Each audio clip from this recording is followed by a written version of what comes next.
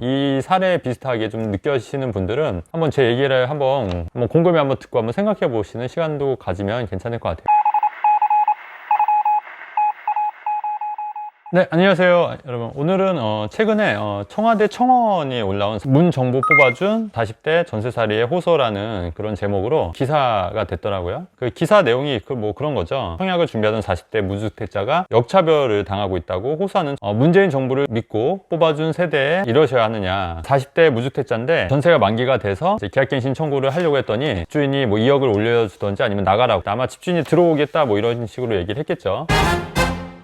그래서 사실은 이제 문재인 정부를 지지했고 김어준 방송을 열심히 들었는데 왜 이렇게 살림살이가 팍팍해지고 본인들만 이제 벼락거지가 된 느낌이 들 거예요. 그죠? 그렇기 때문에 이게 이제 너무 억울하니까 이제 호소하는 글을 청와대 이제 청원 게시판에 올린 거고, 청원인은 그래서 무주택자로 남았고 맞벌이를 하면서 열심히 10년을 모아도 어제 대출받아서 집 산 사람이 1억 오를 정도로 이런 서울 집값이 편승하지 못한 게 정말 바보 같다, 이런 이제 말도 이제 했습니다. 자, 여러분들 어떻게 생각하시나요? 제가 볼 때 이분은 본인이 굉장히 억울해서 국민청원도 올리고 죽을 것 같은 심정이 들 수도 있을 거예요. 실제로 저한테 이제 상담을 받으러 오신 분들도 처음에 이제 이런 마음으로 상담을 받고 굉장히 이제 우울증에 시달리다가 오신 분들도 실제로 계십니다. 근데 제가 볼 때 이분의 가장 큰 문제점에 대해서 제가 좀 얘기를 하려고 하고, 여러분 그 인생은 누가 만드는 걸까요? 인생은 본인이 스스로 개척하는 거라고 생각을 하거든요. 근데 이분 같은 경우에는 결국 정치인을 믿은 거죠. 정치인이 내 인생을 좋게 해주겠다, 내 집 마련을 해줄 거야,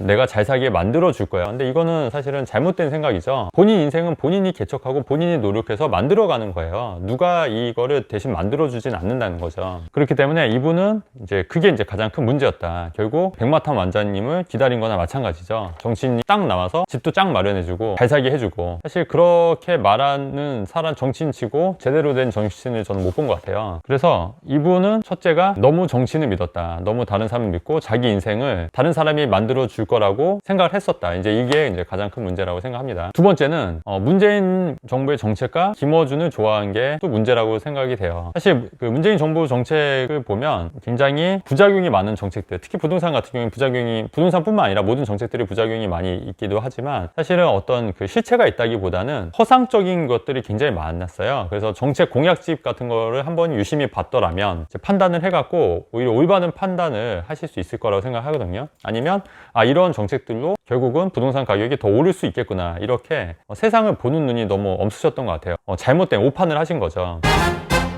저나 또 많은 사람들은 오히려 이런 정책들, 그 다음에 말하는 걸 보고 오히려 집값이 오르겠구나, 올바른 판단을 할 수 있었던 거거든요. 그래서 이분 같은 경우에는 올바른 판단을 할 수 있는 그런 능력이 부족했다. 그 말은 본인이 공부를 많이 하지 않았다, 스스로 경제나 부동산에 대해서 잘 몰랐기 때문에 이런 판단을 놓쳤다. 그 김어준 방송을 보면은 굉장히 편파적이고 굉장히 선동적인 얘기를 많이 해요. 근데 김어준도 여러분들의 인생에 어떤 책임을 질 수 있는 건 아니지 않습니까? 본인이 판단해서 올바른 결정을 해야 되는데 그런 선동된 그런 얘기들만 듣다 보니까 본인도 이제 선동이 되고 일종의 세뇌가 돼서 본인이 올바른 판단을 할 수 없었던 그런 지경에 이르렀다고 생각을 합니다. 그래서 이게 문제라고 생각하고요. 자, 그 다음에 그 청원 중에 이런 얘기가 있죠. 맞벌이가 10년을 모아도 어제 대출 받아서 집 산 사람이 1억씩 오르는 서울 집값에 편승치 못한 저희가 너무 바보 같다. 이 부분도 결국은 그 자본주의 규칙을 이해하지 못하는 거예요. 집을 돈을 모아서 사는 게 아니에요. 자본주의에서는 본인이 리스크를 안고 대출을 받아서 먼저 집을 사는 게 옳은 방법이거든요. 근데 사실 이렇게 얘기를 해주는 사람도 많지 않고, 정치인들은 여러분들이 집을 사기를 또 원치도 않아요. 특히 여당에 있는 정치인들은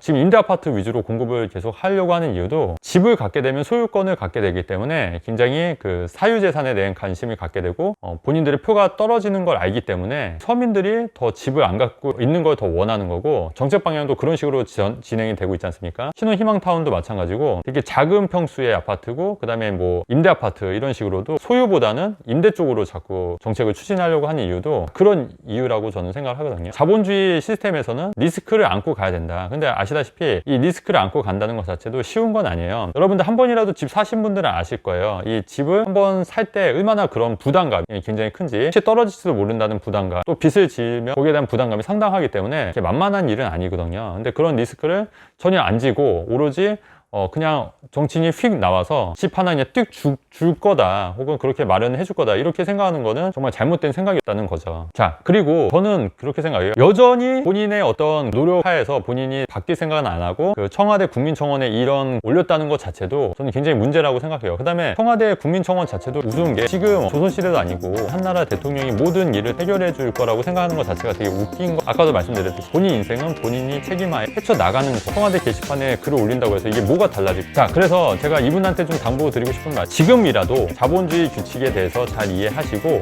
그리고 김어준 방송 보실 게 아니라 또 다양한 채널, 저와 맥을 같이 하는 그런 채널들도 많이 자본주의 규칙과 부동산 공부를 하셔서 지금이라도 본인 인생을 개척하시는 삶을 사는 게 어떠실지.